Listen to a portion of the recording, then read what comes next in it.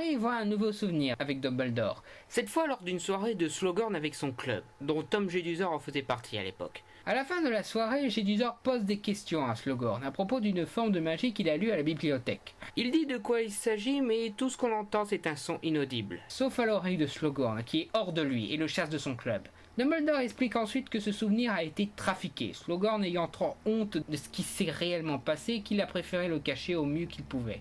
Dumbledore pense que c'est important, que ça leur est primordial pour savoir quoi faire contre Voldemort, et que c'est pour ça qu'il a fait revenir et qu'il demande à Harry de l'amener à révéler la vérité. Harry essaye d'abord de faire parler Slughorn en évoquant la magie mystérieuse de la même manière que Jedusor, mais ne pas savoir le nom de cette magie gêne. Alors il va au vif du sujet, ce qui fait fuir le professeur. Après ça, Harry retrouve Ron qui plane. J'arrête pas de penser à elle. C'est drôle, je croyais que tu commençais à en avoir marre de cette fille. Je pourrais jamais en avoir marre. Je crois que je l'aime.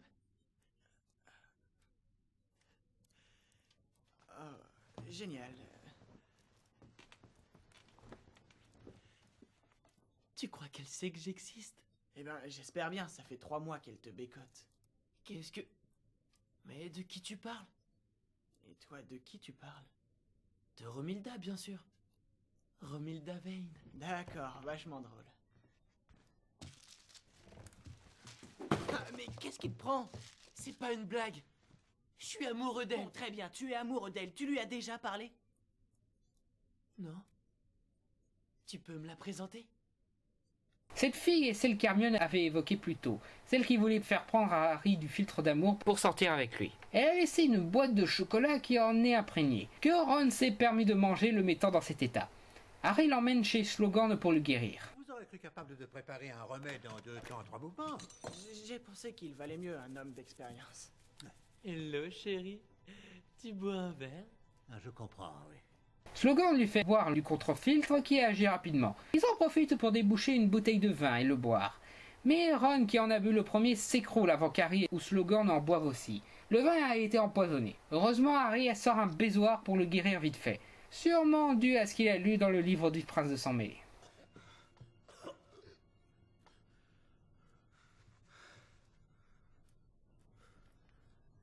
Ces filles, elles vont me tuer. Ron à l'infirmerie, les professeurs vérifient la bouteille que Slughorn a reçue de la part d'un inconnu et surtout qu'il avait prévu de le refourguer à Dumbledore. Mais ce mystère est mis de côté quand Lavande débarque paniquée pour son ronron. Qu'est-ce qu'elle fait ici? Je pourrais te poser la même question. Il se trouve que Ron est mon petit ami. Il se trouve que Ron est mon ami. Ne me fais pas rire. Tu ne lui parles plus depuis des semaines. Tu veux te réconcilier avec lui maintenant qu'il est devenu tellement intéressant? Il a été empoisonné, espèce de pauvre gourde. Et sache que je l'ai toujours trouvé intéressant. Tu vois?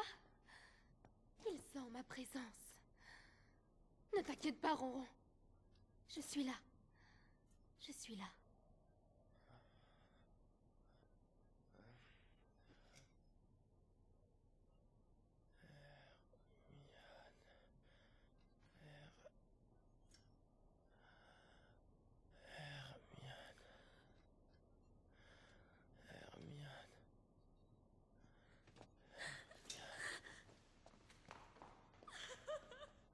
Mais ce qui m'éclate encore plus dans cette scène, c'est Rogue. Son stoïcisme est des plus hilarants ici. On sent le « qu'est-ce que je fous là, bordel ?» qu'il pense sûrement à ce moment-là. Après ça, Harry aperçoit Drago et essaye de le suivre, mais le perd rapidement parce qu'il est dans la salle sur demande, pour tester à nouveau l'armoire à disparaître, qui semble bien liée avec celle de la boutique. Cette fois, il fait le test avec un oiseau. Il le fait disparaître pour qu'il atterrisse dans l'armoire de la boutique. Mais en le faisant réapparaître, l'oiseau apparaît mort, mettant Drago à bout qui se met à pleurer. Le lendemain, dans la salle commune, Ron remarque que Lavande semble un peu contrariée. Oh, dis-moi comment j'ai rompu avec Lavande. Eh bien... Elle est venue te voir à l'infirmerie. Vous avez parlé? Je ne crois pas que vous ayez eu une très longue conversation. Vous méprenez pas, je suis super heureux d'être débarrassé d'elle, mais... elle a l'air un peu contrariée.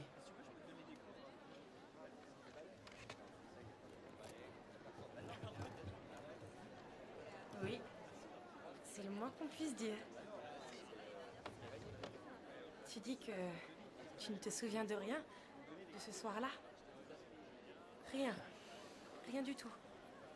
Je me souviens d'une chose.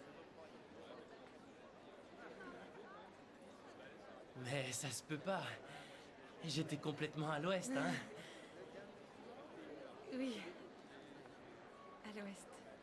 Harry voit que Cathy, la fille qui s'est fait posséder, est de retour. Il va donc lui demander qui lui a fait ça. Elle répond qu'elle ne se souvient pas, mais un échange de regards avec Drago, surpris de la revoir, confirme ce qu'il pensait. Drago part jusqu'aux toilettes. Harry le confronte en lui disant qu'il sait ce qu'il a fait, et Drago répond par des coups de baguette. Ce suit une sympathique scène d'action très efficace. À un moment, Harry jette sur lui le fameux sort de Sectum Sempra, mais ceci est plus efficace qu'il ne l'aurait cru.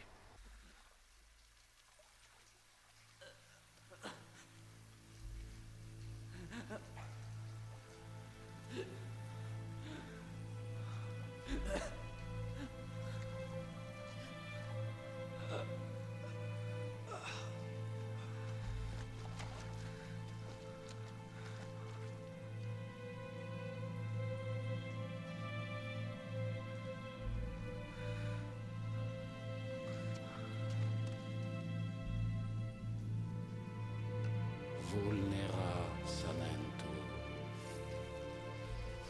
Vulnera samento. Vulnera samento. Vulnera samento.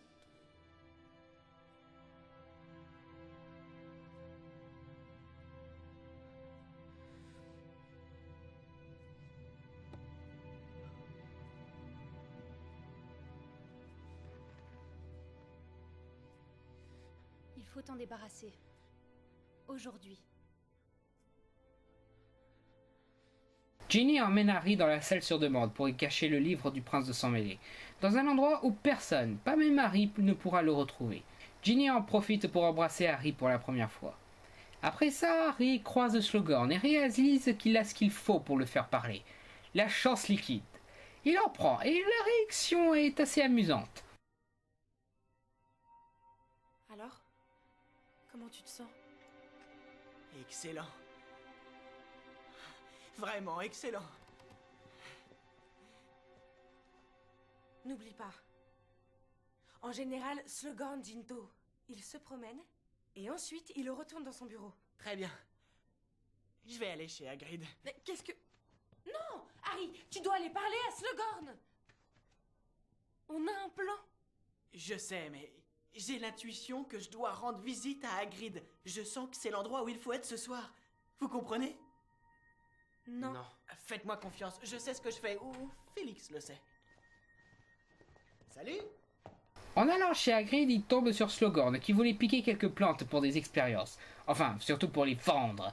Comment êtes-vous sorti du château, Harry? Oh, par la grande porte, monsieur. Oui, je me rends chez Hagrid. Je l'aime beaucoup, c'est un grand ami et j'ai eu envie de lui rendre visite. Alors, si vous permettez, je vais vous laisser maintenant. Harry! Monsieur! J'adore la manière dont il dit ça. Monsieur! Slughorn ne pouvant laisser Harry seul hors du château, il l'accompagne chez Hagrid, qui est occupé à pleurer la mort de son cher Aragorn. Slughorn fait alors un mot d'adieu. Il avait une famille, j'imagine. Oh oui.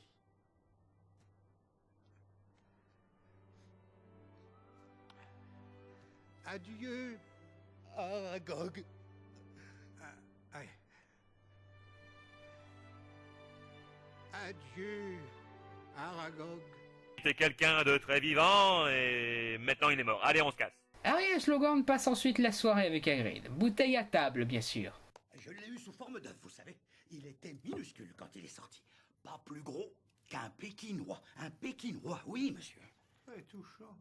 Autrefois, j'avais un poisson Francis, il était très attaché. Et à l'après-midi, je suis descendu, il avait disparu. Pouf. C'est bizarre, hein? Ah oui, n'est-ce pas? Et c'est la vie.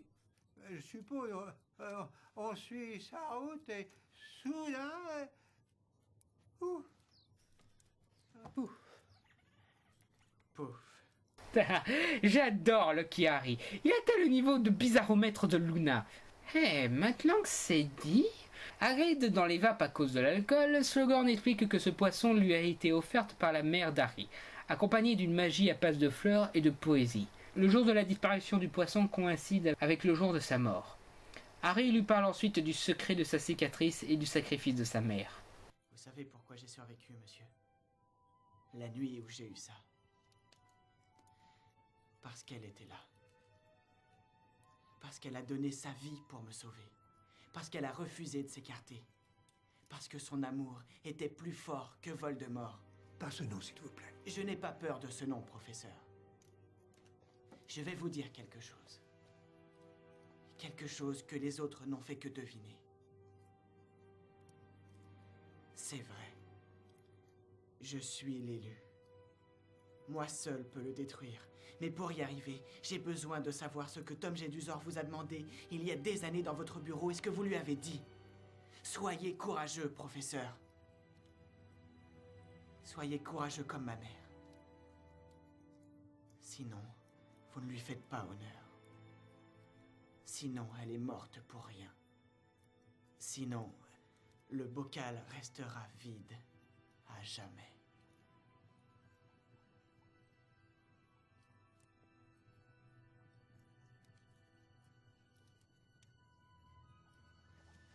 S'il vous plaît, ne me jugez pas trop sévèrement quand vous verrez ça. Vous n'avez pas idée de ce qu'il était déjà à cet âge.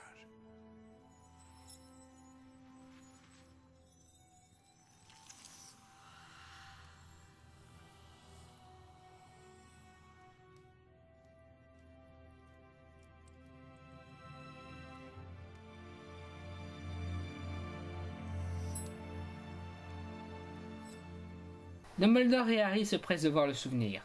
La magie dont parlait Jedusor est l'Horcrux, une magie très noire qui permet de diviser son âme en deux parties, pour en cacher une dans un objet, pour ainsi devenir immortel, malgré la destruction de son corps. Mais pour cela, il faut commettre le pire des actes. Un meurtre. Oui. Tuer déchire votre âme. C'est un acte contre nature. On ne peut diviser l'âme qu'une seule fois, par exemple. Est-ce que c'est... Cette fois, par la barbe de Merlin, c'est suffisamment horrible de penser qu'on peut tuer une seule personne. Alors diviser son âme en 7 morceaux. Tout ça est purement théorique, n'est-ce pas, Tom? Ce n'est qu'une hypothèse. Bien sûr, monsieur. Ce sera notre petit secret.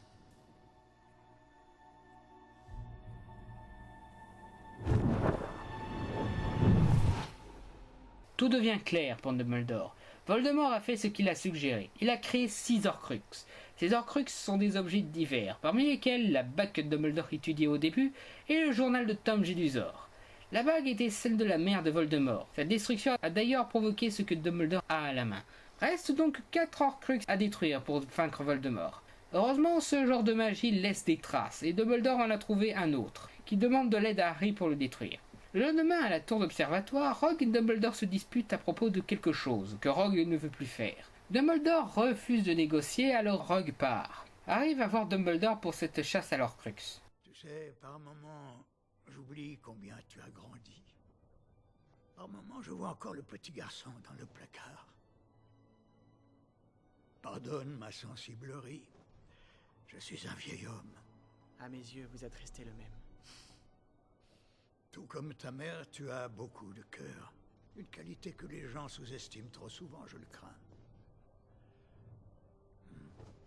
L'endroit où nous allons ce soir est extrêmement dangereux. Je t'ai promis que tu pourrais m'accompagner, je tiens ma promesse. Mais à une seule condition. Tu dois obéir à tout ordre que je te donnerai sans discuter. Oui, monsieur. Tu as bien compris ce que j'ai dit. Si je te dis de te cacher, tu te caches.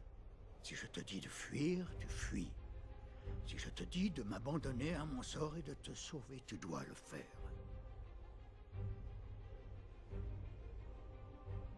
J'ai ta parole, Harry. Vous l'avez. Prends mon bras. Je croyais qu'on ne pouvait pas transplaner dans l'enceinte de Poudlard. Eh bien, ma fonction donne des privilèges.